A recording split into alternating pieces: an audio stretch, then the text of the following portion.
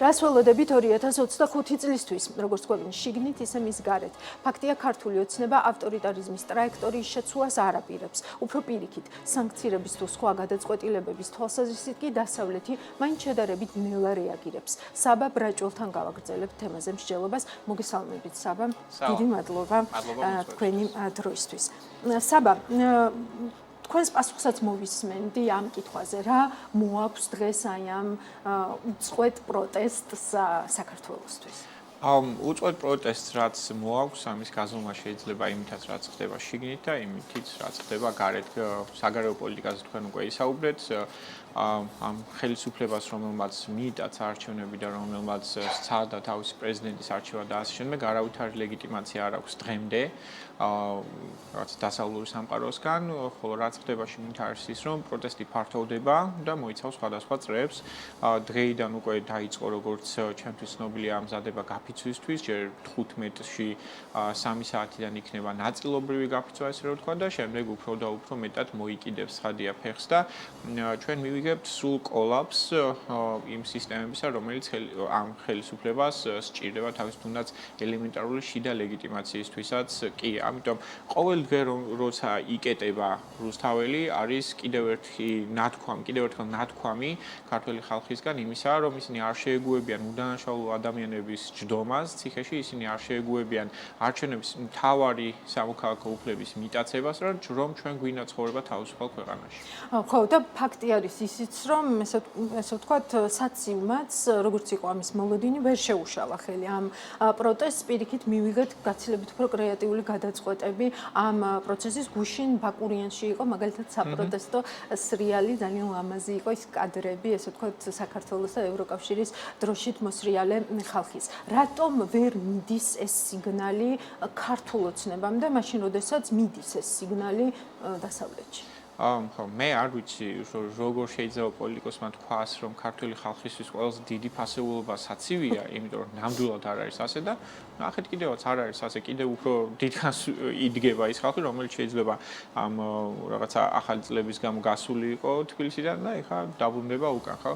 ხელისუფლება ეხლა გავს, ერთ-ერთი ცნობილი მიმი არის გავრცელებული ინტერნეტში, როდესაც ადამიანი ზის ცეცხლმოკიდებულ რაღაცას ასხსვი და ამბობს, რომ this is fine, ამას არ აუშავს. ანუ ყველგან ირგულ საიტიც არ უნდა გაიხედო, არის კოლაფსი, არის რაღაცა კრიზისი და ასე შემდეგ და ამის სანაცვლოდ ხელისუფლება, ეს რაღაცა არალეგიტიმური ხელისუფლება, ამბობს, რომ ყველაფერი რიგზეაო და ისეთ რაღაცებს აქვეყნებს, როგორც არის დღევანდელი პოლიცსაბჭოს განცხადება. ხო, ვისთვის არის დაწერილი ესეც კი რთული გასაგებია, ხა რა თქმა უნდა, საერთაშორისო საზოგადოებას უბრალოდ გაეცინება ამ რაღაცებზე და შიგნითაც ადამიანებს, ვისაც აინტერესებთ, როგორ უნდა დაიხარჯოს ქვეყნის ბიუჯეტი, როგორი იქნება სოციალური პროგრამები შემდეგ წელს, რა რეფორმები უნდა ჩატარდეს ინფრასტრუქტურაში. არაფერი, ანუ ყველაფერის მიღმა, ანუ ქვეყნის მართვა დღეს არის რაღაცა მიშვებული ავტომატურ რეჟიმზე, რეალური მართველი ამ ქვეყანას არ ყავს. ეს ყველაფერი თვითდინებაზე არის მისული და ხელისუფლების ერთადერთი სურვილი არის ის, რომ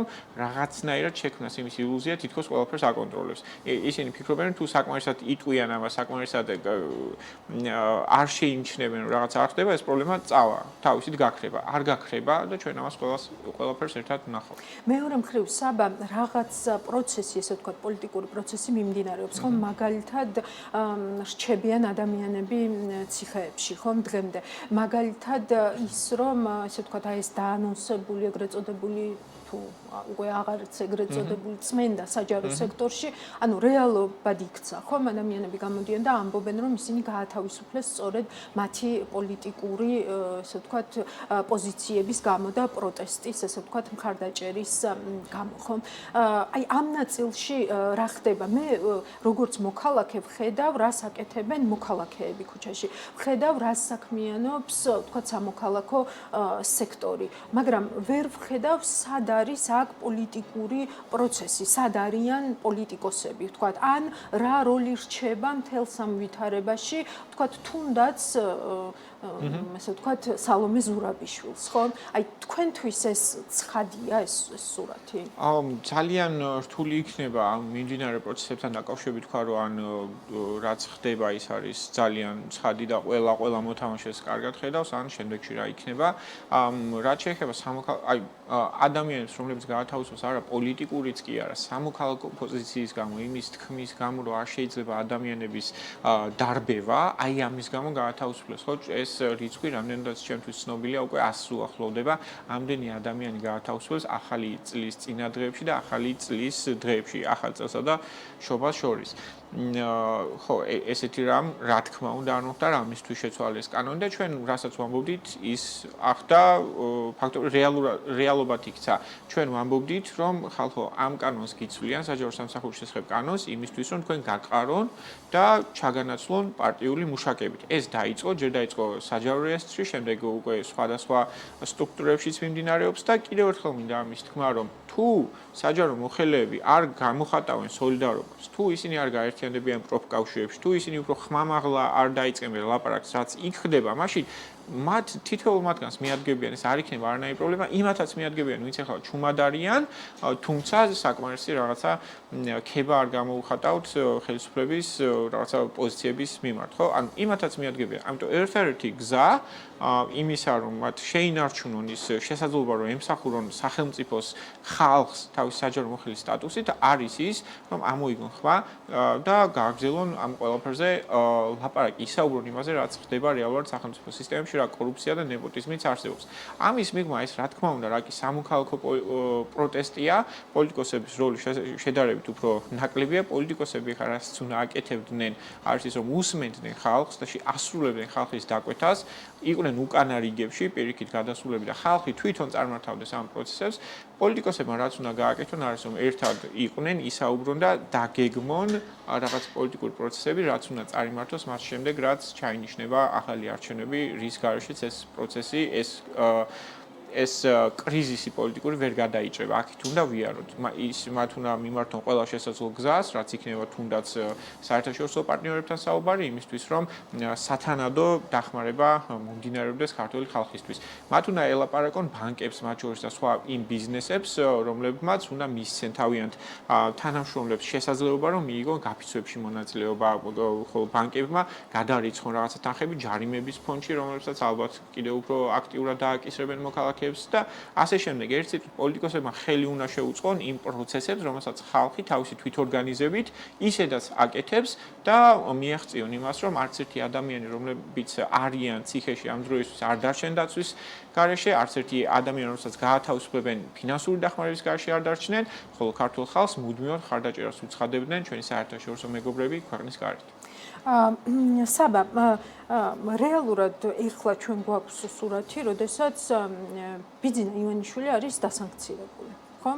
მაგრამ რეალურად ამ დასავლეთის ამ გადაწყვეტილებას ქართული ოცნების, ესე ვთქვათ, ქცევაზე რაიმე მნიშვნელოვანი გავლენა არ მოუხდენია, თუ არ ჩავთვლით იმას, რომ გლობალური ომის პარტიას უფრო ჩაშლილად წარმოგვიდგენენ deep state-ი, ესე ვთქვათ, ვინ პირველია, ვინ მეორე და ასე შემდეგ, ხო? მაგრამ სხვა კუთხით, ესე ვთქვათ, რაც შეიძლებოდა რომ მოლოდინი ყოფილიყო, ანუ ეს, ესე ვთქვათ, არ მოხდა. პირველი რატომ და მეორე მაშინ რას ხედავ გამოსავლა? პირველი ეს სანქცია ბიძინა ივანიშვილის დასანქცირება არის ალბათ ის, რასაც ვერც თვითონ თავად იფიქრებდა რომ მოხდებოდა, ვერც ქართული ოცნების მხარდამჭერები და ასე შემდეგ და ვერც ზოგადად საზოგადოება, იმიტომ რომ დიდი ხნის განმავლობაში ის განიხილებოდა როგორც ხელშეუხებელ რაღაცა ფიგურად, ხო?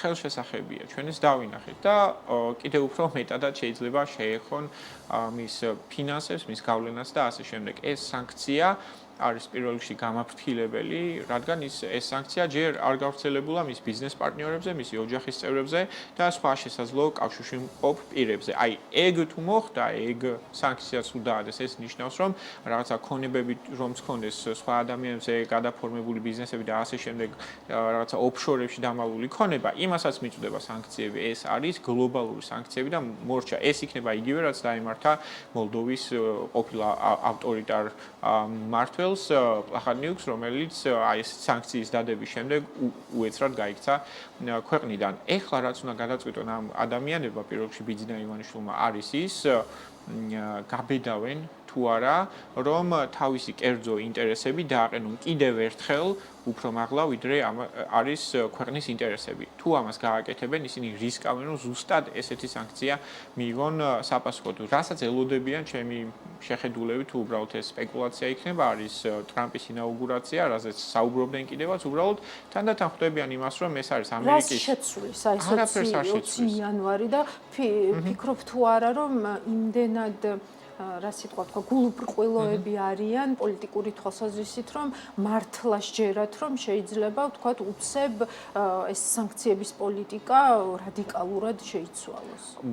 ამისი რეალური მოლოდინი მათ ვერ ექნებათ. იმიტომ რომ ეს სანქციებთან დაკავშირებით და ზოგადად საქართველოს საკითხთან დაკავშირებით საერთო არის პოზიცია როგორც რესპუბლიკელებს შორის და რესპუბლიკელებს შიგნითაც აქვს უამრავი განაყოფი და ყველა ერთ აზრზეა, ისე დემოკრატებს შორის, რაც როგორც წესი არ ხდება ხოლმე არც ერთ საკითხზე, ჩვენ საკითხთან დაკავშირებით არსებობს, იმიტომ რომ ამერიკელი ხალხი არის ქართული ხალხის მეგობარი. ძალიან მარტივი საკითხი, ამიტომ ეს პოზიცია არ შეიცვლება და ის რომ ნენელა აანალიზებენ, რომ ეს არ შეიცვლება, არის გამოიხატება კიდევაც მათი განაცხადებიდან. თავდაპირველად ისინი ამბობდნენ, რომ აი 20 იანვრიდან ყველაფერი დაალაგდება, შემდეგ დაიწყეს ლაპარაკი, რომ აი 20 იანვრის შემდეგ შეიძლება თვეები დაჭირდეს ამას და ეხლა უკვე მათი პოლიცსაბჭოს განცხადებიდან ხედავთ, რომ არა აი ტრამპმა შეიძლება deep state-თან წააგოს რაღაცა ბრძოლაო და შეიძლება აი მაინც არაფერი არ გვეშველოსო. მაინც დაელოდებიან ამ თარიღს, რა თქმა უნდა, პარალელურად ჩვენ გვესმის ხმები, რომ ისინი ცდილობდნენ შეხვედრის ჩანიშვნას თავად არჩეულ პრეზიდენტთან თუ არა რაღაცა მის გარემოცვის წევრებთან, ესეც ვერ შეძლეს და ვერც შეძლებენ იმის გამო, რომ საქართველოსთან და ქართულ ხალხთან დაკავშირებული პოზიცია ამერიკაში არის ორპარტიული და ორკამერული. შესაბამისად, 20 იანვრის შემდეგ სანქციებთან დაკავშირებული ვითარება არ შეიცვლება და კიდევ ერთხელ მოუწევთ მათ იმისი გაანალიზება, რომ გადასაწყვეტი აქვთ. აყენებენ ქვეყნის ინტერესს უფრო მაღლა, ნიშნავენ ახალ არჩევნებს და ტარდება თუ არა ახალი არჩევნები რაღაცა ასეთი ჩარევების და მიტაცებების გარეშე, თუ რისკავენ აბსოლუტურად საკუთარ პერსონალურ ოჯახსაც კი იმისთვის, რომ შეინარჩუნონ რაღაცა fake ძალაუფლება, რომელსაც ქართული ხალხი საბოლოოდ მაინც გამოაცილს. და საბა, ჩემი ბოლო კითხვა დღეისთვის 2025 წელს ელოდები თუ არა, რომ მთელი სიმკაცრით ამოქმედებს ქართული ოცნება რუსულ კანონს და ის ამას მოასწრებს სამოქალაქო საზოგადოების წინააღმდეგ.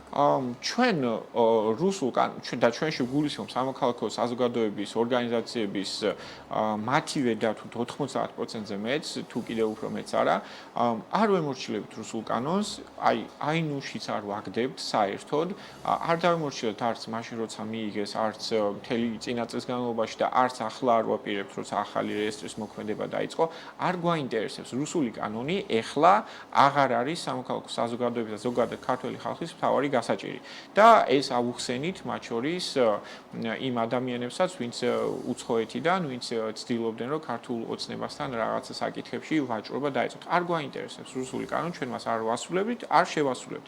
ამიტომ როგორც უნდათ ისე ამოქმედონ, მთავარი პოლიტიკური პროცესი ახლა მიმდინარეობს ქუჩაში და ქუჩაში გამოსულ ხალხს ვერანაირი რაღაცა ეს რუსული კანონები და ასე შემდეგ ვერ შეაშინებენ. უარესი კანონები მიიღეს უკვე, კანონი, რომლის მიხედვითაც პოლიციას შეუძლია ადამიანების წინასწარ დაკავება, პრევენციულად თუ არაფრის უდანაშაულო ადამიანის დაკავება შეუძლია, ოცმაგად გაზარდეს ჯარიმები ქუჩაში სიარულის გამო, როგორ შეიძლება ეს უფრო მძიმე კანონი არ იყოს, ვიდრე თუნდაც რუსული კანონია, ხო? ამიტომ ჩვენ ვებრძვით ყველა ამ არაევროპულ, ანტიევროპულ, ანტიქართულ კანონს ერთად და ჩვენ მივიგებთ ან ამ ყველა კანონის გაუქმებას, ან არც ერთი კანონის გაუქმებას ჩვენ არ დავიწევთ, არავითარ ვაჭრობას იმაზე, რომ აი ოღონდ ეს კანონი გაუქმებთ და სხვებს არ აუშავსო. ყველა კანონი, რომელიც საქართველოს დემოკრატიას ანადგურებს, უნდა გაუქმდეს. ძალიან დიდი მადლობა საბა, ეს იყო საბა ბრაჭველი, დიდი მადლობა მას.